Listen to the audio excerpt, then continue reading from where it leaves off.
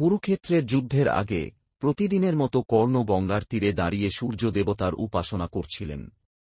তার চোখ ছিল বন্ধ, মন ছিল একাগ্র। উপাসনা শেষে কর্ণ চোখ খুললেন। দেখলেন একটি ছায়া তাঁর সামনে দাঁড়িয়ে, এক শোকাতুরা নারী, চোখ জ্বলে ভেজা, যার মুখে গভীর বেদনার ছাপ। কর্ণ তাঁকে চিনতে পারলেন না। তিনি সেই নারীকে জিজ্ঞাসা করলেন, আপনি কে, দেবী?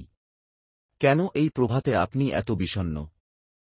নারীটি বললেন গভীর বেদনায়, আমি কে, তা হয়তো তুমি জানো না বাবা। কিন্তু তুমি আমার সন্তান, জ্যেষ্ঠ পুত্র, আমি হতভাগিনী কুন্তী। কর্ণের পৃথিবী যেন এক মুহূর্তে থমকে গেল। দীর্ঘদিনের চাপা কষ্ট, পরিচয়হীনতার যন্ত্রণা এক মুহূর্তে চরম সত্য হয়ে সামনে এল। তিনি কেবল ফিসফিস করে বলতে পারলেন, মা। কুন্তী তাঁর হাত ধরে মিনতি করলেন, ফিরে এসো তোমার ভাইদের কাছে। ধর্ম আর তোমার আসল পরিবার তোমার জন্য অপেক্ষা করছে, হে সূর্যপুত্র। তুমি এসো, যুদ্ধ থেমে যাবে।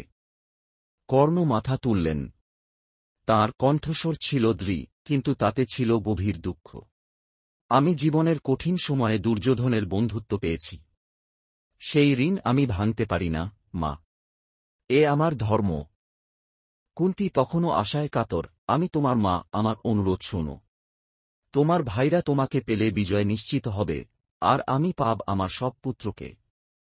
কিন্তু আমি তোমার কথা রাখব, কর্ণ শান্তভাবে বললেন।